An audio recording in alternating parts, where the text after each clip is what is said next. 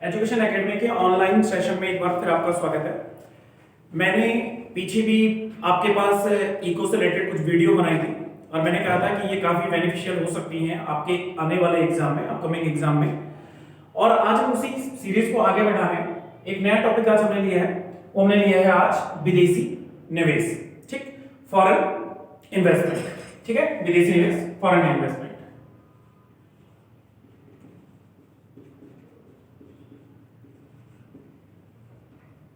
ठीक, विदेशी निवेश। आज हम विदेशी निवेश के बारे में पढ़ेंगे।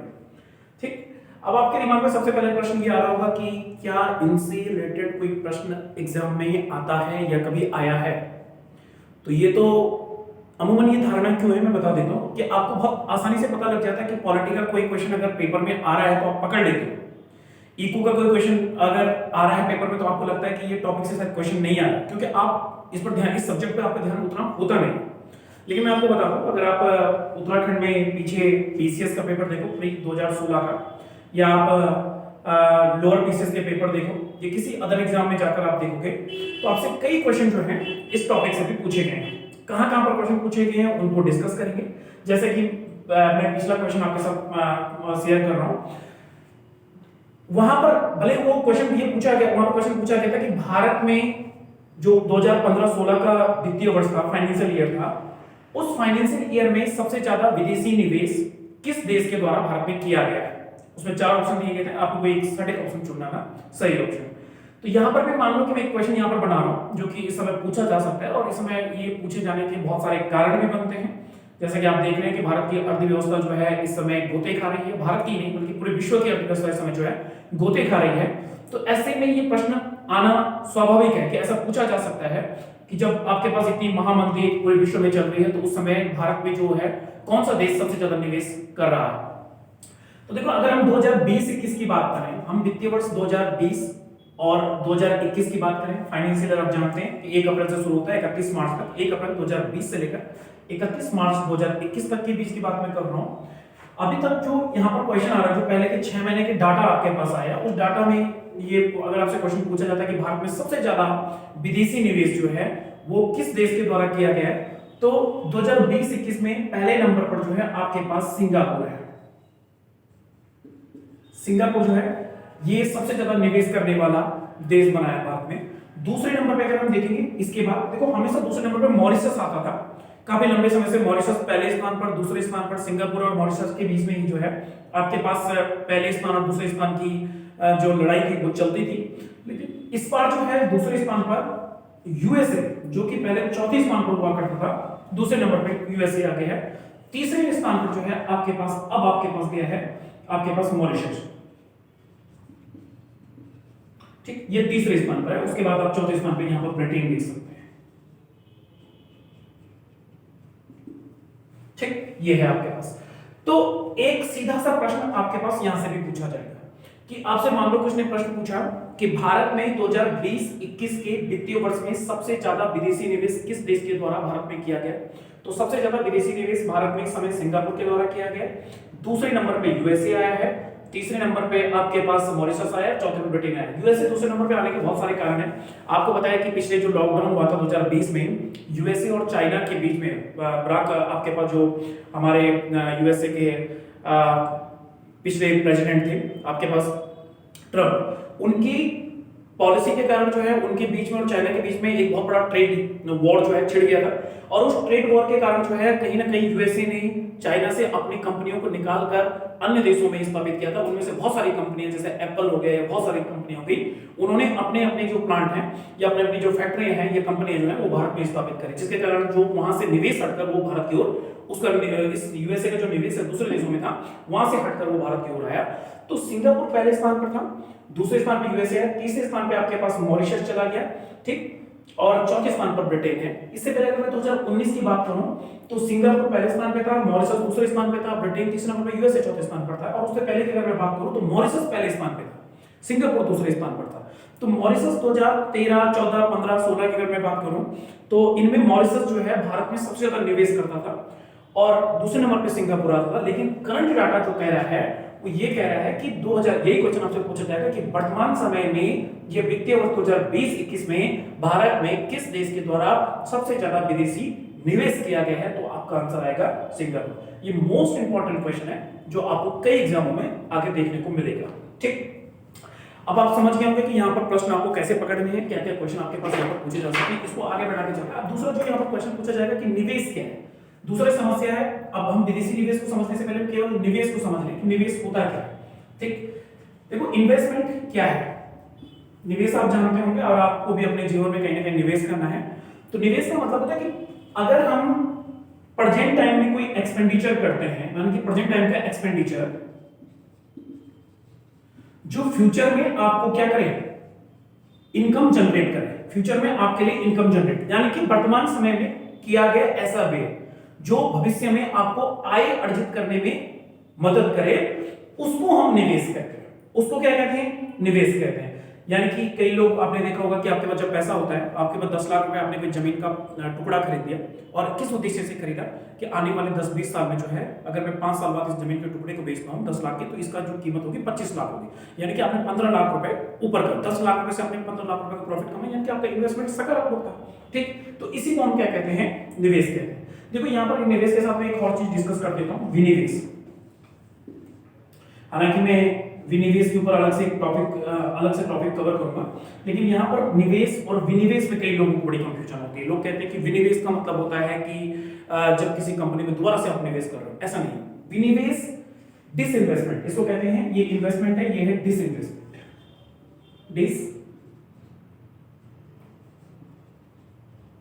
डिसइन्वेस्टमेंट, देखो डिसइन्वेस्टमेंट क्या होता है।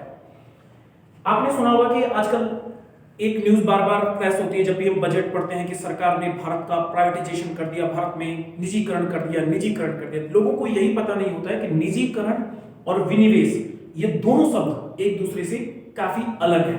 ठीक, इनकी प्रक्रिया एक जैसी होती है लेकिन दोनों में एक फर्क होता है। उस फर्क को आज हम देखेंगे। देखो विनिवेश का मतलब क्या होता है और निजीकरण का मतलब क्या होता है। विनिवेश, हालांकि निजीकरण विनिवेश के बाद ही आता है, ठीक, लेकिन विनिवेश का मतलब क्या होता है, मान लो कि कोई गवर्नमेंट की पीएसयू है। ठीक, पीएसयू आप जानते हैं, पीएसयू का मतलब होता है पब्लिक सेक्टर की कोई कंपनी, जैसे ओएनजीसी को आप ले लेंगे, जिसकी 100% जो शेयर धारिता है वो इंडियन भारत सरकार के पास है, इंडियन गवर्नमेंट के पास है। अगर गवर्नमेंट क्या करती है, मान लो कि कल ओएनजीसी का क्या करती है, निजीकरण करती है, या ओएनजीसी का क्या करती है, विनिवेश, ओएनजीसी का विनिवेश करती है। तो विनिवेश का मतलब होता है कि जब सरकार जो है अपनी किसी कंपनी के मैक्सिमम, मैं यहां पर कह रहा हूं मैक्सिमम आप लेंगे, मैक्सिमम 49% तक शेयर जो है किसी प्राइवेट कंपनी को बेच देते हैं। किसको बेच देते हैं, 49% शेयर किसी प्राइवेट कंपनी को बेच देते हैं। आपने कितना, मैक्सिमम 49% शेयर आपने किसी प्राइवेट कंपनी को बेच दिया, यानी कि अपना 49% आपने किसको दे दिया, किसी निजी आदमी को या किसी निजी कंपनी को बेच दिया। ये विनिवेश होता है। इसका मतलब ये हुआ कि अगर आपने मैक्सिमम 49 बेचा है तो फिर भी 51% जो होंगे, यानी कि 51% शेयर जो होंगे वो किसके पास होंगे, अभी भी उस पर अभी भी किसका अधिकार होगा, गवर्नमेंट का अधिकार होगा।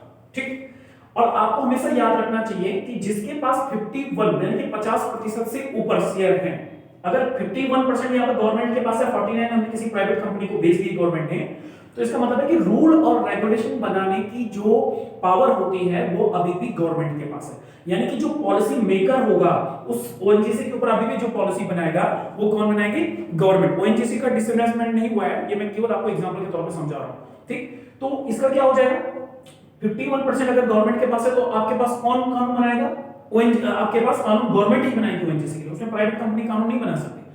और प्राइवेटीकरण का मतलब होता है कि अगर कभी सरकार क्या कर दे कि इस 51 मतलब सरकार क्या कर दे, अपने 50% शेयर बेच दे। अगर मैं मान लूं कि यहां पर सरकार के पास भी 50% शेयर है और प्राइवेट कंपनी के पास भी 50% शेयर है, तो ऐसे में तो दोनों शेयरधारक बराबर हो गए। यानी कि अब पॉलिसी में जो पॉलिसी बनेगी उस कंपनी के लिए, उसके लिए निजी व्यक्ति या निजी संस्थान का भी उसमें हस्तक्षेप होगा और सरकार का भी हस्तक्षेप होगा। यानी कि दोनों के कोऑर्डिनेशन से अब पॉलिसी बनेगी। और मान लो कि आपने क्या कर दिया कि 51% से ऊपर के शेयर किसी प्राइवेट को बेच दिए और 49% तक शेयर जो है अब आपके पास गवर्नमेंट के पास रह गए, तो इसका सीधा सीधा मतलब है कि इसका पूर्ण रूप से निजीकरण हो गया है। यानी कि निजीकरण का मतलब है कि अब जो रूल और रेगुलेशन बनाएंगे, उसकी कार्य प्रणाली होगी, कहां बेचना है, कैसे काम करना है, वो कोई प्राइवेट एजेंसी बनाती है। तो इसका मतलब है कि अगर आप 50% के शेयर धारक बन जाते हैं, तब आप ये मानकर चलिए कि अब कंपनी का निजीकरण हो चुका है। और अगर आप फिर भी अभी भी कंपनी के पास कभी-कभी भारत सरकार पैसे कमाने के लिए जब पैसे की वित्तीय आवश्यकताएं होती हैं सरकार की,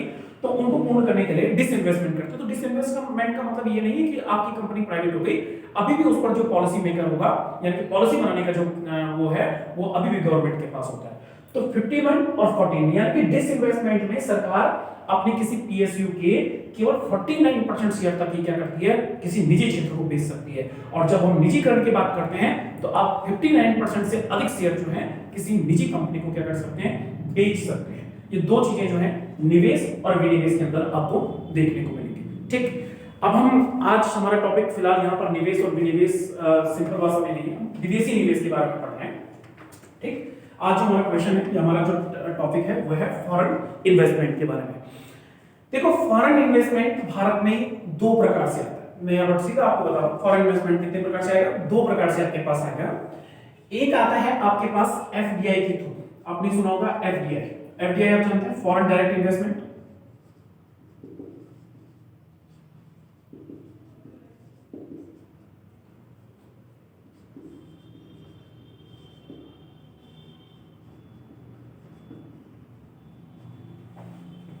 प्रत्यक्ष विदेशी निवेश। और एक होता है आपके पास एफपीआई,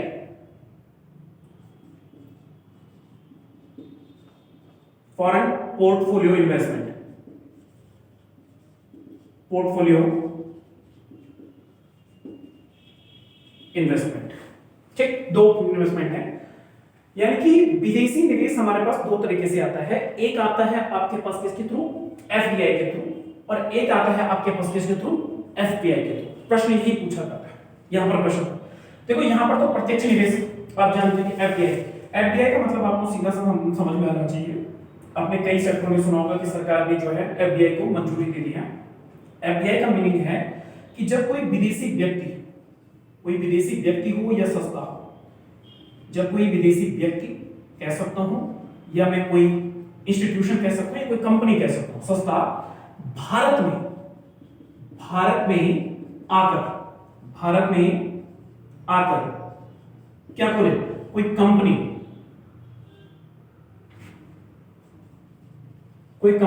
या कोई फैक्ट्री, कोई कंपनी खोल दे या कोई फैक्ट्री लगा दे। ठीक, या कोई टेक्नोलॉजी को क्या करे भारत में इंक्लूड, कोई टेक्नोलॉजी भारत में लेकर आए, तो इस प्रकार से भारत में वो अपना प्रोडक्शन करे। भाई अगर कोका कोला की कंपनी मान लो कि यूएसए के कोका कोला कंपनी भारत में एक प्लांट खोलता है, एक फैक्ट्री लगाता है और भारत में भी अपने कोका कोला का प्रोडक्शन करता है और कोका कोला को बेचता है।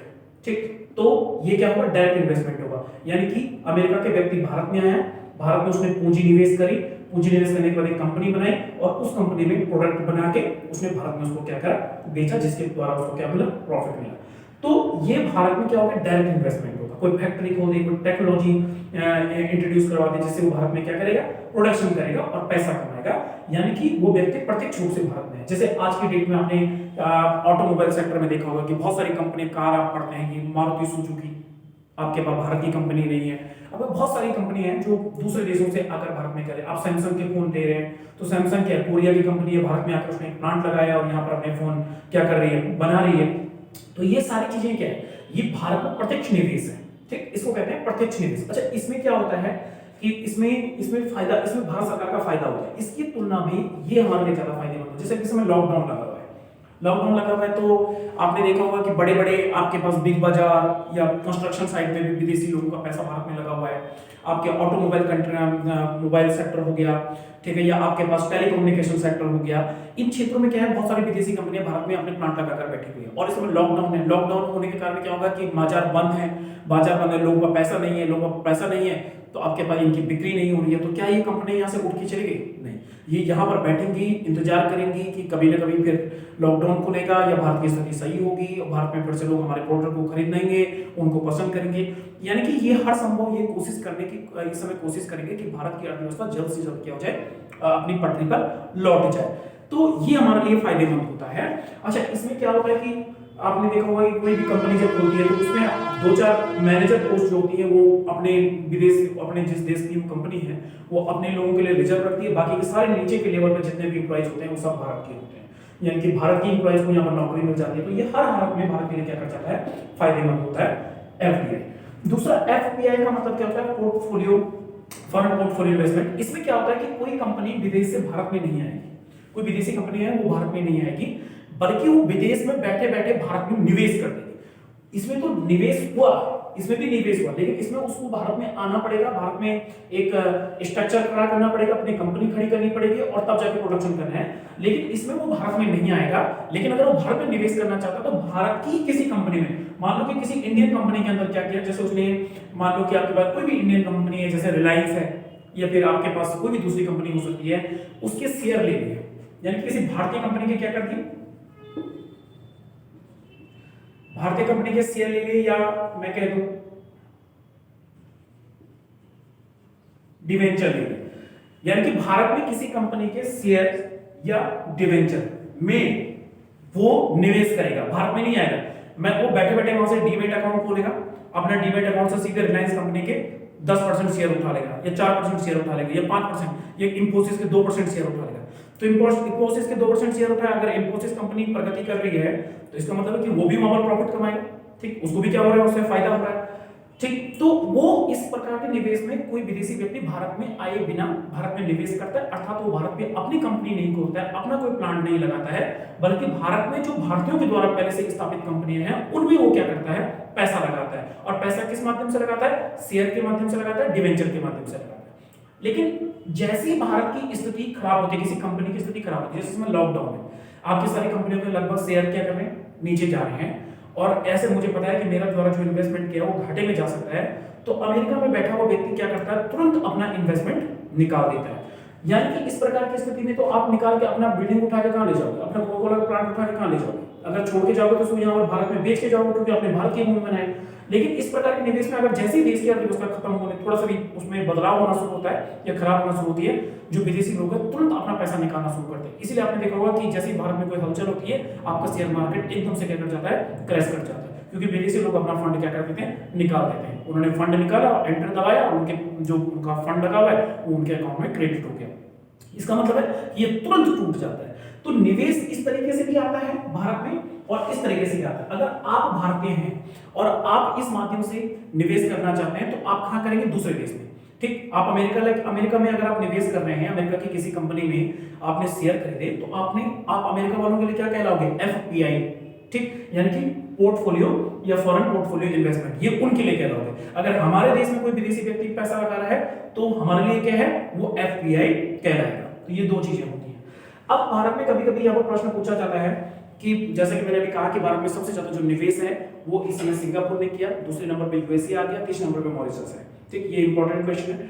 दूसरा इंपॉर्टेंट क्वेश्चन ये भी पूछा जा सकता है कि भारत में जो राज्य हैं, किन राज्यों में सबसे ज्यादा निवेश होता है। तो देखो, भारत में प्रत्येक राज्य की एक भौगोलिक स्थिति है, और आपने देखा कि जैसे उत्तराखंड है तो उत्तराखंड में केस आपके पास कोई भी फॉरेन इन्वेस्टमेंट नहीं आता, कोई भी इन्वेस्टर जो है भारत में उत्तराखंड में कंपनी नहीं खोलना चाहेगा। तो सबसे ज्यादा कंपनियां कहां होती हैं, महाराष्ट्र में। सबसे ज्यादा विदेशी लोग पैसा कहां लगाते हैं, आपके पास महाराष्ट्र में। आपको पता है कि कोई विदेशी व्यक्ति है, उसको पता है कि कंस्ट्रक्शन साइट में बहुत ज्यादा पैसा है, तो मुंबई में आएगा, वहां महंगी महंगी जमीन खरीदेगा और महंगे महंगे फ्लैट बनाएगा और उन फ्लैटों को क्या करेगा, बेचेगा। उन्हें पता है कि मुंबई में फ्लैट बिक जाएंगे, तो सबसे ज्यादा वहां पर होता है। फिल्म सिटी में सबसे ज्यादा पैसा मुंबई में लगता है, शेयर मार्केट में सबसे ज्यादा पैसा मुंबई में लगता है। यानी कि मुंबई जो है भारत में सबसे ज्यादा विदेशी निवेश प्राप्त करने वाला राज्य है। अगर मैं केंद्र शासित प्रदेश की बात करूं तो दिल्ली, दूसरे नंबर पे क्या आ जाएगा, दिल्ली। यानी कि ये भी ये दूसरे नंबर पे सबसे ज्यादा विदेशी निवेश प्राप्त करता है। तीसरे नंबर पर मैं राज्य की बात करूं, ये केंद्र शासित प्रदेश है, ऐसे में सिटी वाइज चलते हैं तो महाराष्ट्र, दिल्ली। और अगर आप राज्य की देख रहे हो तो महाराष्ट्र के बाद कर्नाटक का नंबर आता है। कर्नाटक में भी खूब चाहते जो है, कर्नाटक आप जानते हैं बैंगलोर, और बैंगलोर में सारी कंपनियों के जो हेडक्वार्टर है, चाहे एप्पल हो या कोई दूसरी कंपनी, इंफोसिस हो या कोई दूसरी कंपनी है, उसके जो हेडक्वार्टर बने हुए हैं कहां पर बने हुए, कर्नाटक में बने हुए। इसका मतलब ये होता है कि आप जो है यहाँ इन क्षेत्रों में जो है सबसे ज्यादा निवेश करते हैं। तो भारत में सबसे ज्यादा विदेशी निवेश प्राप्त करने वाला राज्य अगर कभी पूछा जाता है तो महाराष्ट्र, दूसरे नंबर पर दिल्ली, तीसरा कर्नाटक। कभी कभी प्रश्न ऐसा भी पूछा जा सकता है कि बताओ कि भारत में किस क्षेत्र में निवेश करने में विदेशी कंपनियां सबसे ज्यादा आगे हैं। तो आपको बताया कि जो आप कंप्यूटर पढ़ रहे हैं, या कंप्यूटर हो गया, या सॉफ्टवेयर, कंप्यूटर में सॉफ्टवेयर या हार्डवेयर हो गया, या आपके पास टेलीकम्युनिकेशन हो गया, इन क्षेत्रों में भारत में सबसे ज्यादा निवेश होता है। हालांकि निवेश आपके पास ऑटोमोबाइल सेक्टर में भी हो रहा है, निवेश आपके पास कंस्ट्रक्शन साइड में भी हो रहा है, लेकिन अगर सबसे क्षेत्र में सबसे ज्यादा निवेश इस समय देखा जाएगा तो वो आपके पास कंप्यूटर, जिसमें हार्डवेयर और सॉफ्टवेयर दोनों आ जाते हैं, और आपके पास टेलीकम्युनिकेशन से रिलेटेड, जैसे कि आपके पास वोडाफोन, आइडिया, ये सब कहाँ की कंपनी है, बाहर की कंपनी है, इनके साथ क्या कर रखा है, इन्होंने विलय कर दिया, तो इनमें जो है आपके पास पैसा लगाया जाता है। तो ये दूसरा सबसे बड़ा इन्वेस्टमेंट क्षेत्र है। ऐसा भी कभी प्रश्न पूछा जाएगा। अब यहाँ पर एक क्वेश्चन आता है कि आपके पास DTAA क्या होता है। यहाँ पर DTAA फॉर्मूला, इसी निवेश में एक फॉर्मूला आता है DTAA, ये क्या है, कई बार क्वेश्चन आता है, इसकी फुल फॉर्म पूछी जाती है। तो देखो DTAA क्या है, डबल टैक्सेशन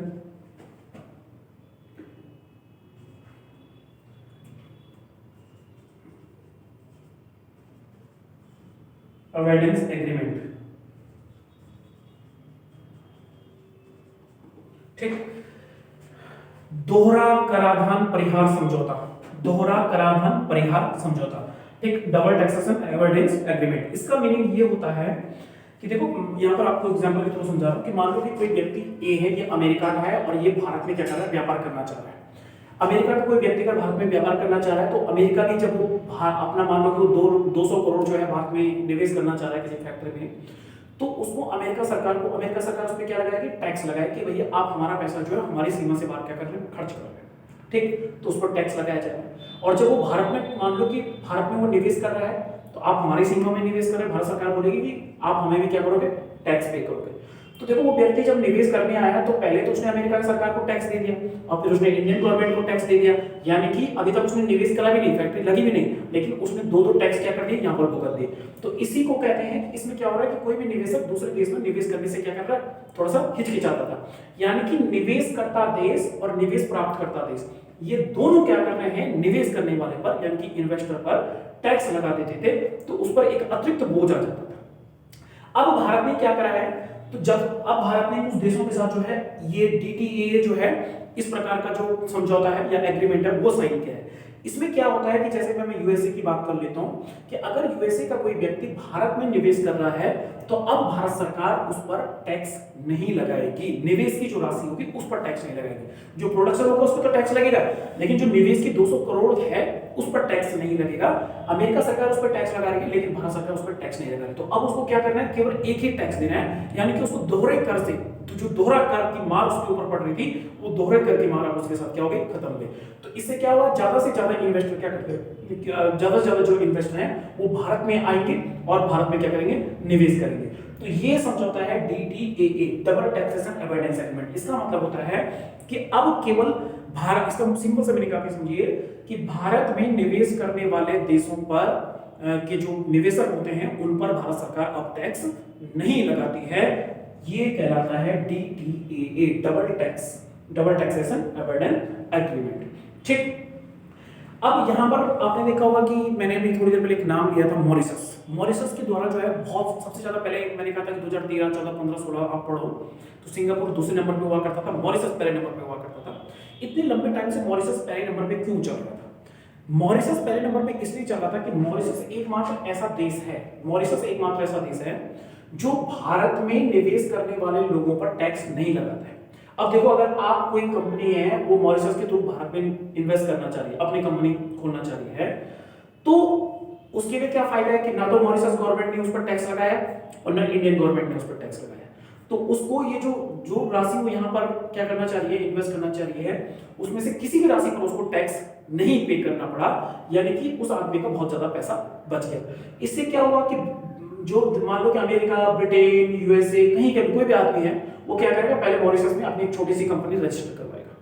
मान लो कि उन्होंने मॉरिशस में एक छोटी सी कंपनी रजिस्टर करवाई, अब मॉरिशस में उनकी कंपनी खुल गई, इससे मॉरिशस का फायदा हो गया कि भाई मॉरिशस में भी इधर उधर की कंपनियां जो है उन्होंने अपनी कंपनी को क्या करना शुरू कर दिया, रजिस्टर करना शुरू कर दिया, यानी कि वहां पर उन्होंने काम चलाना छोटे लेवल पर जो है, मॉरिशस छोटा सा देश है तो छोटे लेवल पर काम करना शुरू किया। लेकिन उसका फायदा उन्होंने क्या उठाया कि ये कंपनी जैसे ही यहाँ पर रजिस्टर हुई, इसी कंपनी की रजिस्ट्रेशन ब्रांच पर उन्होंने भारत में क्या कर दिया, निवेश कर दिया। अब उनको पता है कि हमारी मॉरिशस में है, हमारी कंपनी मॉरिशस में रजिस्टर है, अब मॉरिशस हम यहाँ इसी कंपनी के थ्रू जो है भारत में निवेश कर रहे हैं, अर्थात मॉरिशस सरकार हम पर टैक्स नहीं लगाएगी।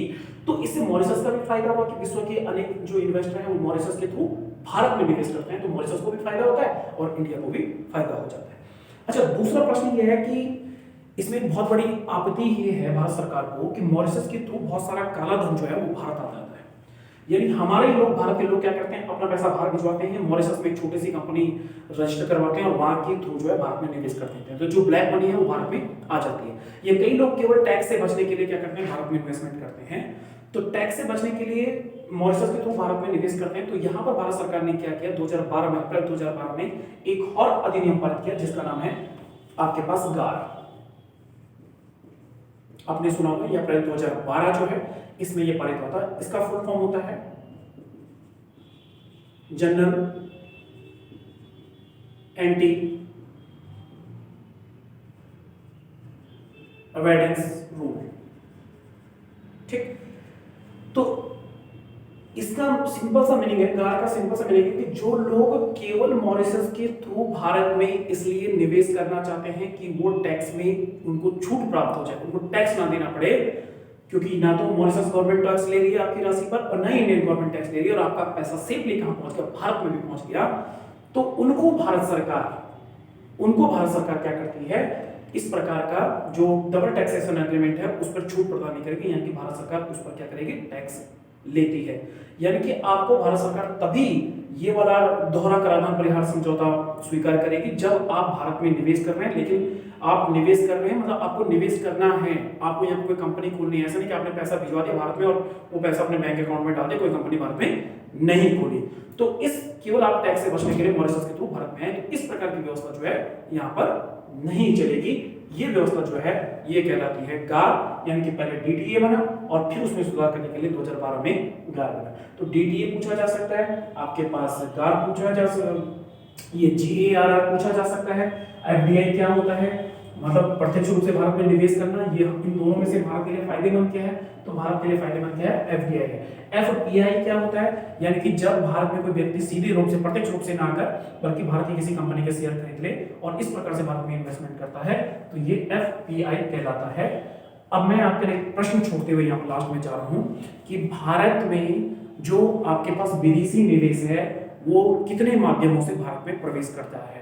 ठीक, तो वो माध्यम कितने तरीके हैं जिनसे विदेशी निवेश भारत में आ सकता है। तरीका तो एफडीआई और एफपीआई तो छोड़ दीजिए आप, मतलब भारत सरकार की अनुमति कितनी सरकार किस तरीके से आपके पास विदेशी निवेश जो है किन किन रूट से, रूट कह सकते हैं, किन किन रास्तों से विदेशी निवेश भारत में लाया जा सकता है। इस प्रश्न का आंसर आप मुझे क्या करेंगे, कमेंट करके देंगे।